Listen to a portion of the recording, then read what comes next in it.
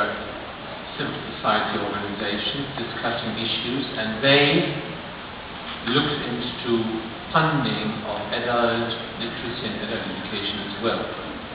So I would like to invite Nicole and David to present some of the discussions which they had and the results which they then had in their own declaration. Thank you. Well, FISC was organized by a large number of organizations, and ICAE, the International Council for Adult Education, since the beginning was very, very worried about the question of financing adult education. In this sense, with our friends and partners and also members like ASBE, ICAE, and other organizations like the campaign, the Global Campaign, ActionAid, and others, we started to think that one of the most important activities on this should be on financing adult education. And we made a panel that was very, very well attended, and since there we had some recommendations that then civil society caucus discussed and elaborate more. And finally we have the civil society statement that maybe some of you already read it, or if not, you have the copy there. And for us, it's very important financing adult education, because if you see, the statement has 10 points, and 5 points of this statement are related to financing adult education. If you look at the civil society declaration, we really target 3 kinds of sources to financing adult education. The first one is the mobilizing domestic resources. The second one is ODA, the Official Development Assistance. And the third one is private investment. So regarding domestic resources, we really stress that all governments should develop fully costed policies, well-targeted plans and legislation for addressing adult literacy and lifelong learning by 2012. And that government should calculate the full cost of achieving quality education for adult and young people, and should agree to binding minimum targets for spending on adult education, including at least 6% of national education budget being spent on youth and adult education. And it is important in countries with significant literacy challenge, where a minimum of half of this should be spent on literacy.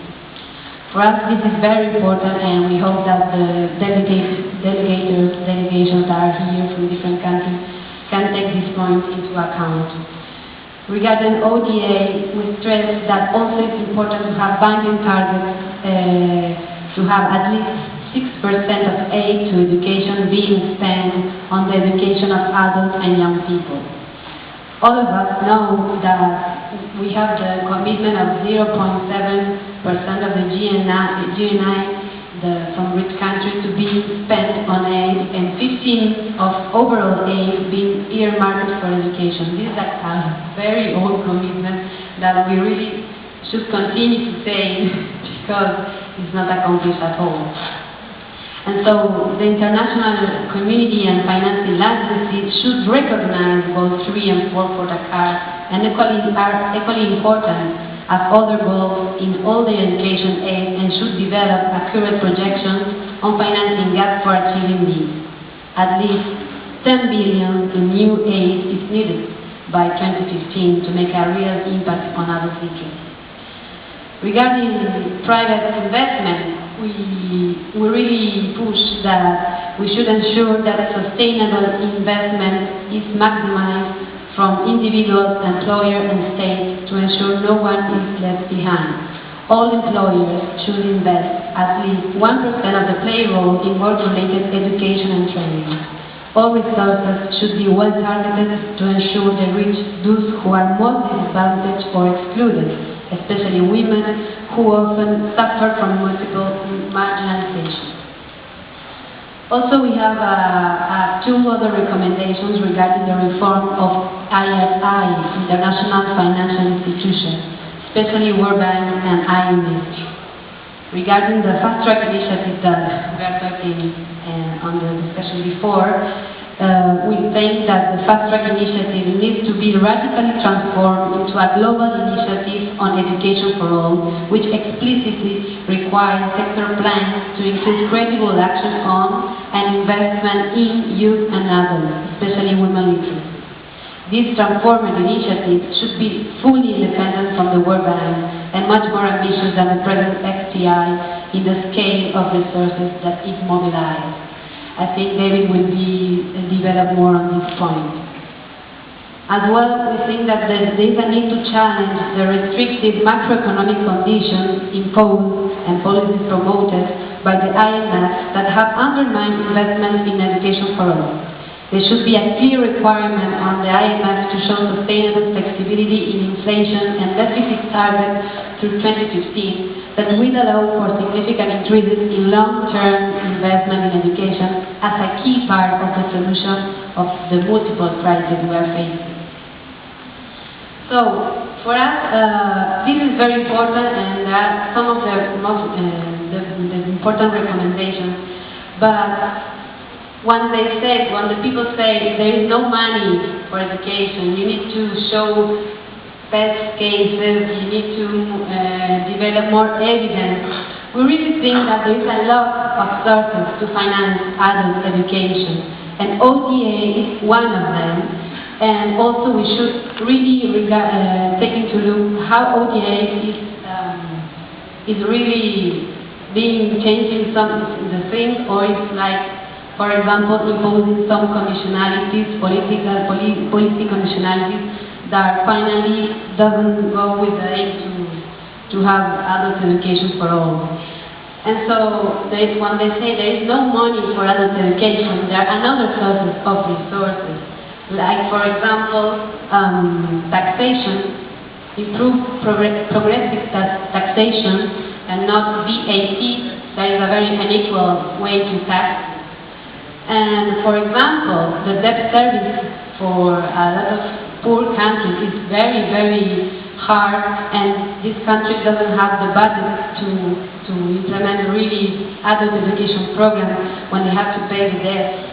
And also, we should have to take a look about the budget and the budget of the government. And for example, the money that is expended in military expenditures and the budget that is allocated for education. And also, as adult educators, we should look at the whole budget of the government and push for a more equal and balanced budget. So, finally, I think that we should push for more finances and money for adult education, but also, of course, we should push for a very efficient and transparent way to use the money. But the money we have now is not enough. And so, for this, we need to really rethink in our recommendations, in our work with a civil society, with government. We should rethink the role of the state and the market. And what is the role of the state? The state should guarantee and fulfill the right of adult education. And in this sense, also should regulate how the market makes service. So, for finalizing, I'm just saying that we should push for more adult education, and we should, of course, make more research, more database and case studies and all that stuff. But what we need from the government is real political will. Thank you very much.